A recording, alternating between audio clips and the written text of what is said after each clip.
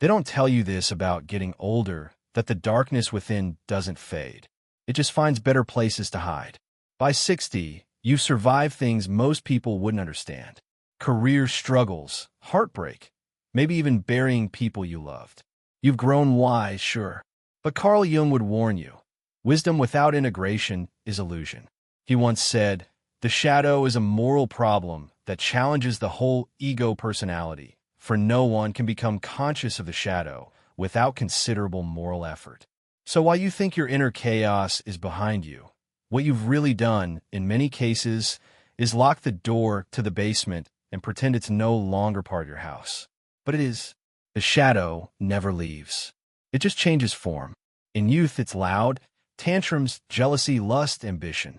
It storms through your 20s and 30s like a drunken soldier, knocking things over, ruining relationships, demanding to be seen. But after 60, the shadow knows you're tired. It no longer kicks the door open. Instead, it whispers through the cracks. You'll hear in your sigh when someone younger than you makes a mistake you once made. You'll feel in your stiffness when someone brings up a dream they want to chase. And you'll see in your own reflection the way your mouth tightens just slightly when someone mentions a bold idea or a life you didn't live. I once knew a man named Frank. At 62, he was respected, generous, seemingly at peace. He played the role of the wise uncle at every family gathering, always calm, always composed. But there was something brittle in the way he laughed, like his joy had calcified. One evening, over dinner, someone at the table spoke excitedly about starting a nonprofit abroad. Frank didn't say much. He just took a long sip of wine, then muttered, "It's too late for that kind of nonsense." His words landed with more weight than they should have. The room went quiet, and I saw it, the flash of resentment behind his eyes. Later, I found out Frank had once dreamed of doing exactly that, volunteering in South America in his 40s, working with education programs. But his career, his sense of duty, and his growing fear of instability stopped him. He never even applied. I was being responsible, he'd tell himself. But responsibility, when not examined, becomes a cage dressed as virtue. His bitterness wasn't the voice of wisdom. It was the voice of the unlived life inside him, clawing at the walls of the mind. That's the danger of the aging shadow. It becomes socially acceptable. You won't throw things. You just judge. You won't rage. You'll just dismiss. You won't cry. You'll just stop feeling altogether. And people will call it grace, maturity, poise. But what it really is often is repression in its final form. Jung believed that unless we confront our shadow, and not just once, but repeatedly, it begins to operate unconsciously. It bleeds into your interactions, your relationships, your parenting, your leadership. And worst of all, it convinces you that your limitations are universal truths. That won't work. That's foolish. That's unrealistic. These aren't statements of experience. These are statements of fear dressed as facts. Have you ever met someone who brags about being realistic, but every sentence they speak is soaked in defeat? That's not realism. That's a shadow, fully in control. And here's the haunting irony. The quieter the shadow gets, the more damage it can do. Because now, it doesn't just sabotage your life. It starts to sabotage the lives around you, especially those of the younger generation. Your children, your students, your employees, your spouse, the people who still dare to try what you gave up on. That's when the shadow becomes legacy. Frank's son, by the way, stopped talking about his nonprofit dream after that night. Months later, he applied for a banking job instead. He said, "Maybe it's time I get serious." And Frank nodded approvingly. But deep down, something in him winced. Because part of him remembered the exact moment his own dream died, and now he had unknowingly passed that death forward. Jung warned us of this chain reaction. Until you make the unconscious conscious, it will direct your life, and you will call it fate. But worse still, it will direct the lives of others too, under the illusion that you're just guiding them. The shadow at 60 doesn't scream. It doesn't throw chairs. It simply withdraws, tightens its grip, and waits for a moment to whisper its poison through your well-worn habits. That's why it's so dangerous, because by now people trust you, and they'll mistake your silence for clarity, your judgment for wisdom, You're cautioned for insight. But sometimes silence is regret that learned to stay quiet. So let me ask you something. Have you grown wise or just tired? Have you healed your shadow or just buried it under roles, routines, and excuses? Because the man who rolls his eyes at the dreamers was once a dreamer too. And the woman who warns others not to expect too much was once the girl who wanted everything. The shadow doesn't age. It watches. It remembers. It keeps score. And when you least expect it, when your guard is down and your certainty feels safest, it will rise through your voice, your body, your sarcasm, and remind the world. The pain you never faced still lives here. So beware the sigh, the scoff, the quiet dismissal. Sometimes they're not yours. They belong to a part of you that never got to speak, and now it survives only by silencing others. Your shadow doesn't age. It waits. You didn't just survive the world. You became what it needed you to be. But now, standing at 60, the world is no longer asking. And the mask you once wore to survive, it won't come off. For decades, you shaped yourself into a role.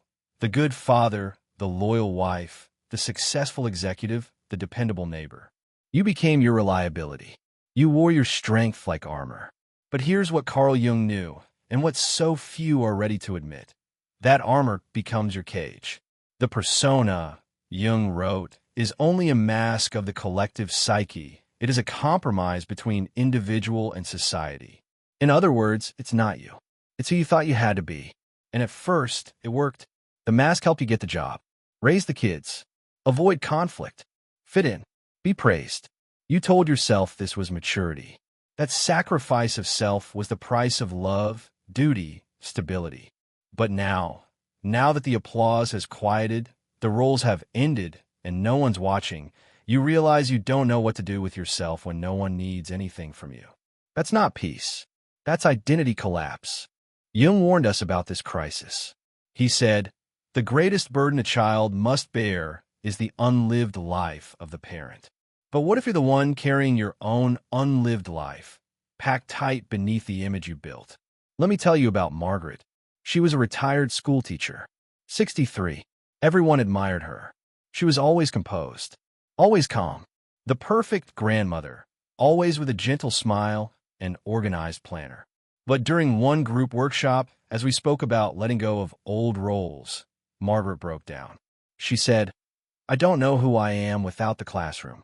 I don't know how to feel spontaneous. Even laughter feels rehearsed." Everyone went quiet, because everyone recognized that fear. What Margaret had revealed wasn't a personal flaw. It was a universal truth. Her persona, kind, controlled, nurturing, had become so fused to her identity that the real Margaret, the one who used to paint with messy fingers or dance barefoot in college dorms, was gone. Buried. Forgotten. And the scariest part? She didn't know how to call that version of herself back. She wasn't just tired. She was lost inside a mask that everyone else praised. This is what Jung meant when he said, "The persona is a system of behavior that is partially dictated by society and partially by the individual's expectations." It's not evil. It's just incomplete. The mask gets so good at playing the part that you forget it's not your face. And the longer you wear it, the more you believe it's your skin. There's a tragic irony here. The traits you most admire in others, authenticity, playfulness, softness, are often the very ones your mask told you to abandon. That's why the person who can't laugh at themselves isn't arrogant. They're terrified.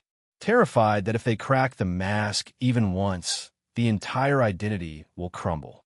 So they hold it tight, even as it suffocates them. Now here's where projection comes in. When your persona grows rigid and someone else shows up free, you resent them. Not because they're wrong, but because they remind you of what you buried. The young man who quits his job to become an artist. The older woman who finally leaves a dead marriage and starts traveling solo. You might roll your eyes and call it a midlife crisis, but often it's not them in crisis, it's you. Watching someone take off their mask reminds you how heavy yours has become. And here's where the pain deepens. When you reach a certain age, people stop questioning your mask. They stop asking who you really are. They assume the role you played is the truth. And you begin to assume it too. But Jung would challenge you, would almost provoke you to ask, who were you before the world told you who to be? Because if you never ask that, you'll spend the final decades of your life as a shell, a script, a well-behaved ghost in your own body. So how do you begin to take the mask off? Start small.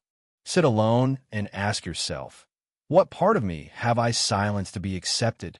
Watch how fast the answer rises and how quickly your persona tries to silence it again. That's the edge of your real self trying to break through. That's where the work begins. Jung didn't promise comfort. He promised truth. And the truth is individuation. The process of becoming who you really are requires you to shatter the persona. Not destroy it, but integrate it. Know when you're using it and why. Reclaim the pieces it made you hide. It's not an easy process, but it is the only one that leads to freedom. I'll leave you with this final story. A man named Harold, once a military officer, always stoic, confessed in his 70s, "I never cried at my father's funeral, but I wept when I saw a boy hug his dog at the park. That's when I realized I didn't lose my emotions. I just buried them too deep." And then he smiled. It's strange how much softer the world feels when you stop needing to be hard. So I ask you now, what part of you has been waiting behind the mask? Because the longer you wear a mask, the more you believe it's your skin. You didn't stop dreaming, you just stopped listening. At some point after 60, many people begin to believe that the world inside them has gone silent. They say, "I don't dream anymore," or "My dreams don't mean anything." But that's not true. The unconscious never stops speaking, only we stop listening. Carl Jung warned that the dream is the small hidden door in the deepest and most intimate sanctum of the soul. But what happens when that door stays closed for years?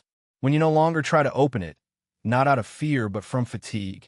For many, it begins subtly, waking up tired, shrugging off the memory of a strange hallway or a flickering light, thinking, "It's just my brain processing junk." But Jung would disagree. He believed dreams were the voice of the self, and when ignored, that voice doesn't vanish. It waits, then it whispers. I once knew a man named Paul. He was 63, a retired engineer with a calm voice and a neat garden. But he often spoke with a kind of resignation in his tone, as if life had already decided how it would end for him. One day, after a long group session, he said, "I keep dreaming of hallways.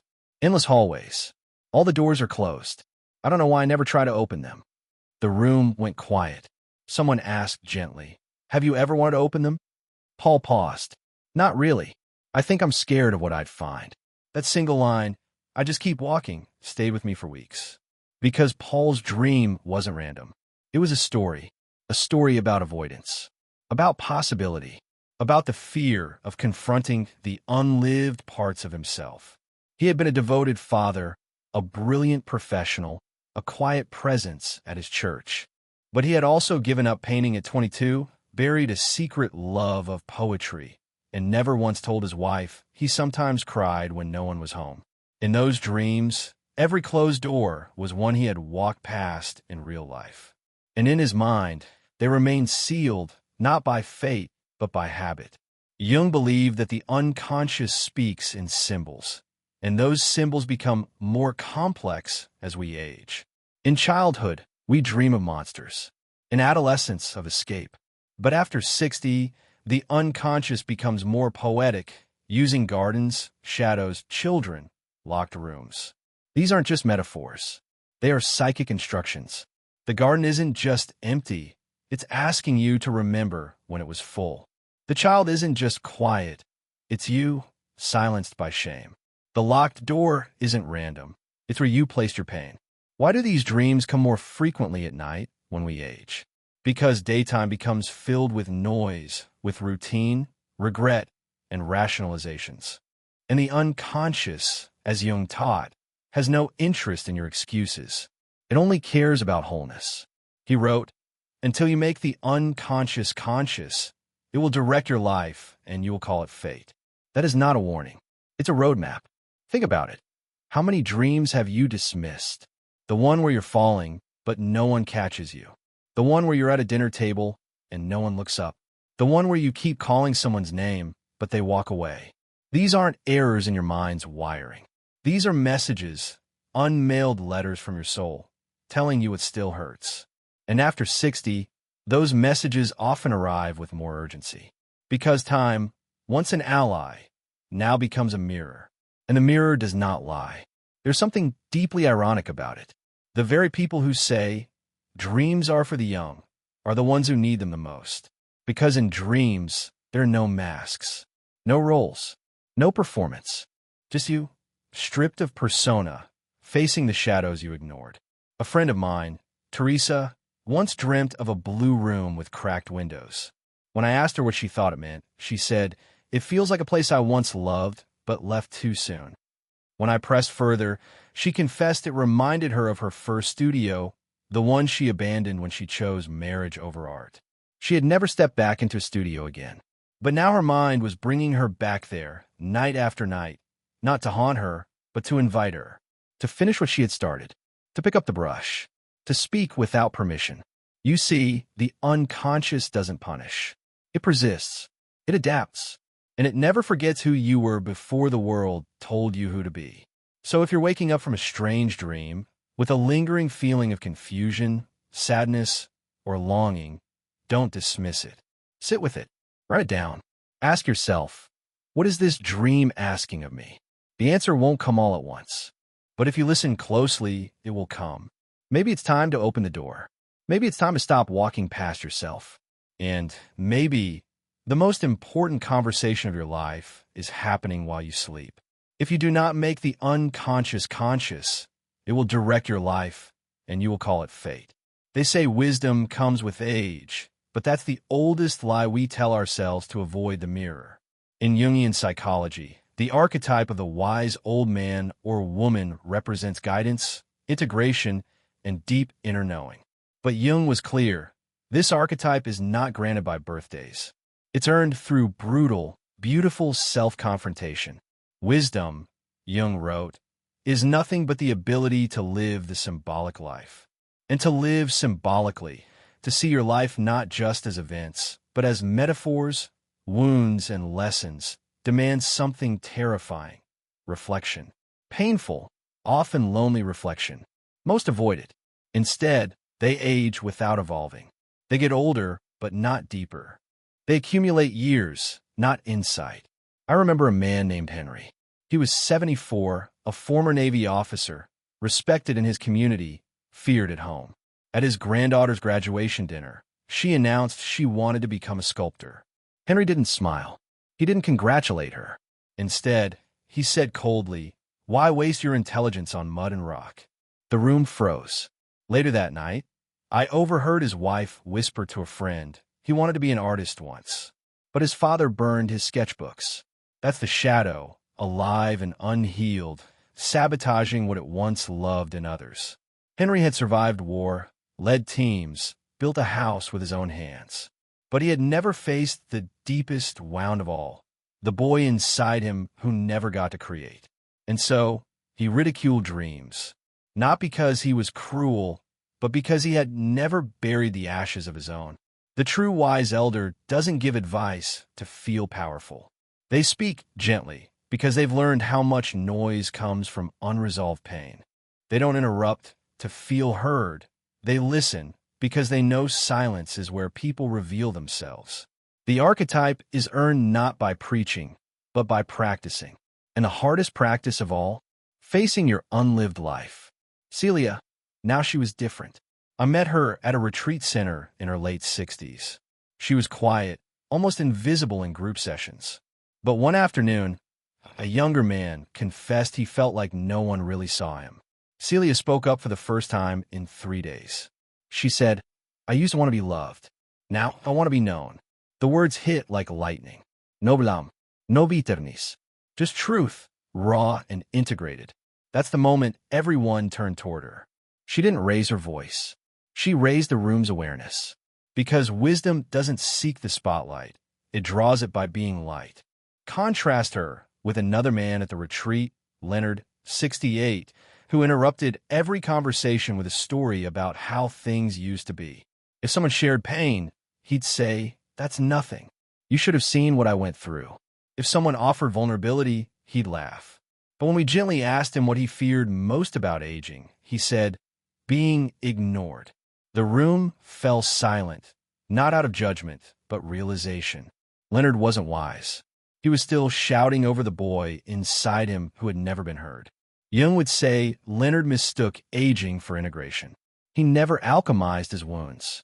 He just wore them like armor, heavy, rusted, and cracking. That's the danger of assuming the wise one role before it's earned. The bitterness leaks through. The need to control, to correct, to compare, all signs of a shadow, still waiting to be met. You can't offer wisdom if you've never turned around and faced your own ghost. Wisdom doesn't mean having all the answers. It means being brave enough to sit in the questions. And sometimes, to admit that your entire identity might have been built to avoid one truth. The archetype of the wise one can live in a person of 30 who has faced themselves honestly, and be absent in someone of 80 who never stopped performing. In Jungian terms, the elder who has failed to integrate becomes the wounded elder, the one who repeats advice without insight, who masks regret as superiority, who mistakes caution for wisdom. But the real wise one, they've been shattered and rebuilt. They've apologized. They've held contradictions. They've seen their shadow and made peace. So no, age doesn't grant you the archetype. Integration does. You won't be the wise one. Then start with your wounds. Turn toward the years you've avoided. Revisit the dreams you abandoned. Apologize for the damage your silence caused. Step into your story not as the hero, but as the witness, finally honest, finally whole. Because in the end, it's not the years that etch wisdom into your face. It's the tears you were finally willing to understand. You become wise not by aging, but by alchemizing your wounds. You think you're done with judgment once you've aged. But what if it just changed masks? Carl Jung warned that aging does not end the inner battles. It simply quiets them. And nowhere is that more true than in the projections we cast upon the next generation. The ego, refined over decades, becomes clever at disguising its wounds as wisdom. You may no longer raise your voice, but you might raise an eyebrow. You might not criticize directly, but your sigh, your silence, still cuts. Jung once said, everything that irritates us about others can lead us to an understanding of ourselves. The cruel irony? The more experience you gain, the more dangerous your unconscious projections become, because now they were the face of advice. I knew a man named Philip, retired banker, distinguished, decades in finance. He'd raised 2 kids, both college-educated, both polite. But it was his grandson who triggered something he couldn't explain. The boy, barely 20, wanted to pursue music. Philip scoffed. What are you going to do with that? Post videos and wait for fame. The boy laughed it off. But later, in a quiet conversation, Philip admitted to me something haunting. I wrote poetry once.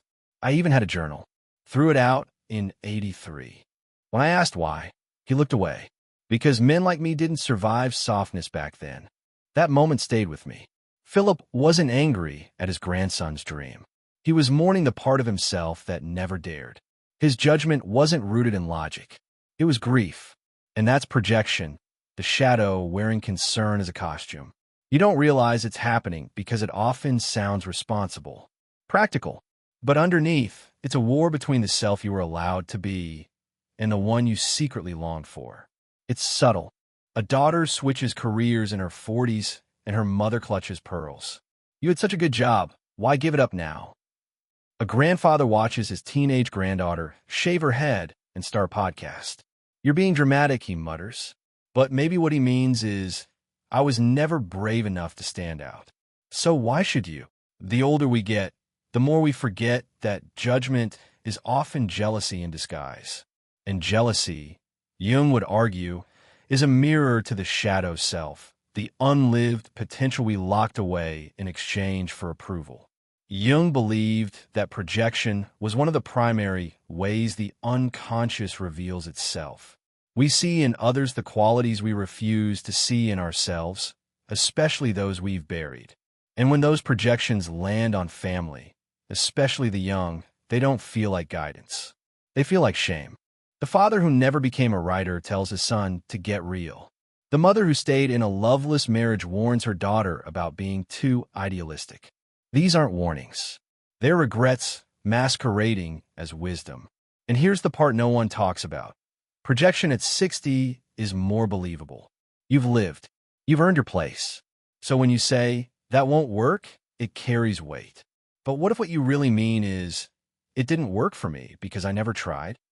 There's a tragedy in that, not just for the young, but for you. Because every time you kill someone else's spark out of protection, you bury your own a little deeper. And your soul knows it. There's a term in Jungian psychology called the wounded healer. It refers to someone who helps others but hasn't healed their own wound, and so their help becomes distorted. At 60, you are at risk of becoming a wounded mentor, someone who advises not from wholeness, but from fracture, from fear, from fatigue. This doesn't make you evil. It makes you unfinished. And that is the true work of aging, not to advise from the mountain, but to admit that the climb never really ends. I once met a woman named Mira. She was 67, a retired nurse, warm and insightful. But whenever her niece mentioned quitting her job to travel and paint, Mira tensed. Sounds irresponsible, she'd say. But when pressed, Mira revealed something gutting. I bought a backpack when I was 30. I was going to see Europe. I never unpacked it. Her niece's freedom didn't offend her. It hurt her, because it reminded her of the version of herself that never got to exist. This is the danger of unexamined projection, not just the damage it does to others, but the slow erosion it causes in your own psyche. You start to mistake bitterness for wisdom. You stop cheering for others because their risk reminds you of your restraint. But what if, instead of judgment, you let their courage teach you something? What if their freedom became your mirror and your redemption? Carl Jung taught that what you repress doesn't disappear. It waits. And in the second half of life, it shows up not as a scream, but as discomfort, as sarcasm, as that cold feeling in your gut when someone else dares to do what you didn't. That's your shadow, alive, alert, and watching through your projections. And unless you make peace with it, you'll keep handing down your pain in the name of perspective. So the next time someone younger than you says they want to start over, at 25, 35, or even 55, pause. Listen and ask yourself, am I warning them out of wisdom or out of my own fear? That's the line between repeating the past and transcending it. Because the truth is, you don't hate them. You hate the version of you they remind you of. It's one of the most painful truths Carl Jung ever revealed, and most people don't realize it until it's almost too late. You can live your entire life, love people, build a career, raise children, retire with dignity, and still never become yourself. At 60, many assume the journey is over. The career is wrapped. The children are grown. The rituals of life, birthdays, anniversaries, mortgage payments have all been honored. So why do some still feel hollow inside? Jung would tell you, because they never began the real journey. Individuation. Jung didn't define life's purpose as happiness, success, or even legacy. He believed it was individuation, the lifelong task of becoming whole. Not good, not perfect, not even wise. Whole. That means integrating your contradictions, your light and your dark, your persona and your shadow, your achievements and your regrets. It means taking the scattered, unloved pieces of your life and pulling them into the circle, not just the parts that earn applause. But here's the catch. Individuation demands confrontation, and the longer you wait, the more painful that confrontation becomes. Let me tell you a story. I once knew a woman named Teresa, a 63-year-old retired nurse. She had done everything right. Married young, raised 3 children, cared for her husband through cancer, never missed a Christmas, a birthday, or a baptism. Her family loved her. Her community praised her. She smiled often, but something gnawed at her, quietly, persistently. One afternoon, during a group therapy session, she finally broke her silence. She said, "I don't know why I feel so empty. I did everything I was supposed to. I was a good person, but I don't know who I am." The room fell silent. Teresa wasn't broken. She was awakening. For 60 years, she'd lived the role of caretaker, nurturer, stabilizer. But beneath that noble persona was a soul that had never been asked what it wanted. Jung would say she had mistaken her role for herself. And now, with no one left to care for but herself, the question rose like a ghost. Who am I without the script? This is where the real fear begins. Because confronting that question at 60 means you might discover you've spent decades living a life that wasn't fully yours. Maybe it was your parents' expectations. Maybe it was cultural norms. Maybe it was survival. But it wasn't your soul speaking. That's what individuation forces you to face. It's not a cozy self-care retreat. It's an unflinching look at the roles you've played and the self you've abandoned along the way. Jung wrote, "Individuation means becoming an individual.